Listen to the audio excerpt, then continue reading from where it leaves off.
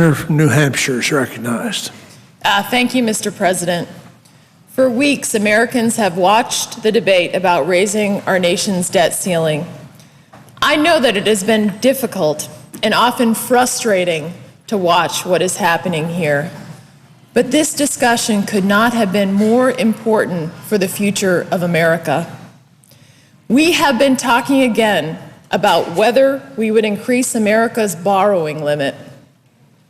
In doing so, we have rightly focused on how do we prevent a default on America's credit, but also just as important, rather than just reflexively continue to borrow money that we don't have from Chinese bankers, how are we going to confront the fundamental behavior in Congress that has led us to this culture of borrowing and overspending in Washington, D.C.? I have said from the beginning of this debate that we owe it to the American people, and I owe it to my constituents in New Hampshire, to confront both issues, to avoid default, and finally, to confront our debt once and for all, and to change the direction that we are headed in as a country. To address only default and to continue to kick the can down the road on making the tough decisions to fundamentally change the path that we are on will surely lead to a downgrade of our credit rating. It will sap our economic strength and will lead to the insolvency of the greatest country on earth. While I appreciate the difficult work done by the Speaker of the House and our Senate leadership in coming up with an agreement that avoids default, I am unable to support a bill that delivers the largest debt ceiling increase in the history of our nation, but does very little to confront the underlying problems that have brought us here. Problems that have led us to over a $14 trillion debt and which increase us in the next 2 years to over $16 trillion in debt. I have not come to this decision lightly. I've had countless meetings over the last months and weeks with my colleagues on both sides of the aisle to talk about this issue and how we can confront this crisis now. I have said from the beginning that we need fundamental changes in the way that we do business in Washington, including budget reforms, enacting a responsible budget. I'm a member of the Senate Budget Committee, the newest member of that committee, and it has been terribly disappointing to me that it has been over 2 years since the Senate has sat down and allowed the Budget Committee to do its work and come up with a budget for the United States of America. So we do need fundamental budget reforms. I've said we need major spending reductions, and we need to reform our entitlement programs.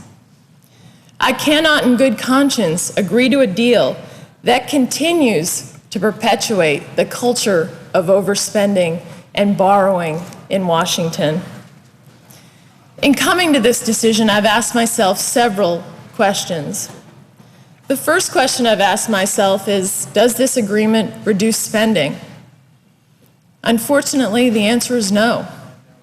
While it claims to reduce discretionary spending by $917 billion over the next 10 years, only in Washington would this be called a spending reduction.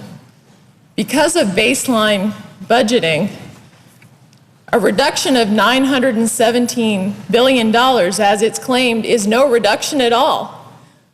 Over the next 10 years under this agreement, we will spend over $830 billion more in discretionary spending under this agreement. So there is no reduction in spending. If you just look at the reduction in this year, from what we have actually will spend in 2011 to 2012, it's really only a $7 billion reduction in spending between what we will spend in 2011 and 2012. We borrow $4 billion a day to sustain our government.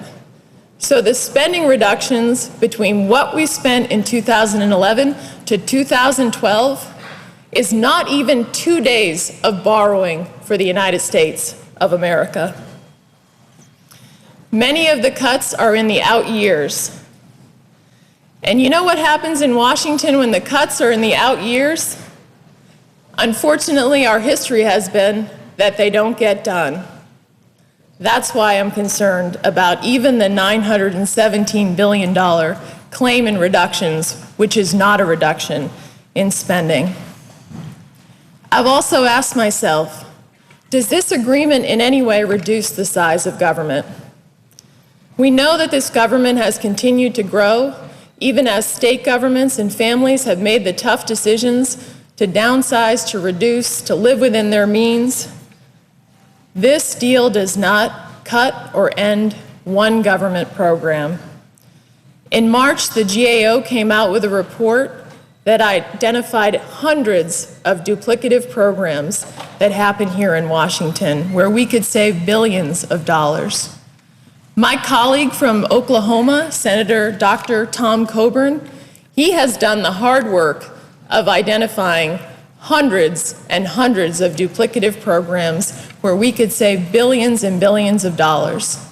Yet this agreement does not reduce the size of government at all or end one of those programs. Does it avoid a downgrading of our credit? Unfortunately, I think this agreement will also lead us to a downgrade. And why does that matter? Because it will hurt the economic strength of America and our economic growth, our borrowing costs. It will hurt our job creators when now more than ever we need to create jobs in this country and put people to work. Yet our failure to get our fiscal house in order here in Washington is hurting the hardworking people in New Hampshire and America. The credit rating agencies and even the President's own Fiscal Commission have said that the minimum amount of debt reduction that we need to do over the next decade is $4 trillion just to stabilize our debt and to ensure that our AAA credit rating is not downgraded. But this agreement, even if everything happens and this congressional committee does all of its work, we will only see a maximum reduction of $2.4 trillion. And that is assuming that everything in those out years gets done, which we don't always have a good history of here in Washington. Finally, does it change the trajectory of where we are going with our debt to preserve our country? No. Under this agreement, we will continue to add close to $1 trillion a year to our debt, a debt that is already $14 trillion a year. And it does nothing to strengthen our entitlement programs. We know from the trustees of Medicare that that program is going bankrupt in 2024. We know from Social Security that that program is going to be bankrupt in 2036. Yet we have not taken on that fundamental problem in this agreement, is how do we reform those programs to preserve the programs for Americans that are relying on them and to sustain them for future beneficiaries. While I appreciate that we are beginning to change the discussion here in Washington, I cannot support this agreement. I appreciate that it's very important that we avoid default, but I know that we are better than this. I know that we can do more to make sure that we preserve the greatest country on earth. We need to take on the fundamental problems, the chronic overspending in Washington. We can't continue to say that a reduction is a reduction when it's not, when we're continuing to spend more money, because at home, people look at that and they say, give me a break. That's not how I do my family budget. We have to tell the truth to the American people and make the hard decisions. I know that we can come together and get something done here that will fundamentally change the direction that we're headed in. That's why I'm disappointed about this agreement, because it doesn't do that. We must do more than avoid default. We must save our country for the sake of our children, and I have often come to this floor and talked about the fact that I am the mother of 2 children. Senator has used 10 minutes. Thank you. If I may have 1 more minute. Without objection. I am the mother of a 6-year-old and a 3-year-old, and this discussion goes beyond those of us who are serving right here. It is about what kind of country are we going to leave for the next generation.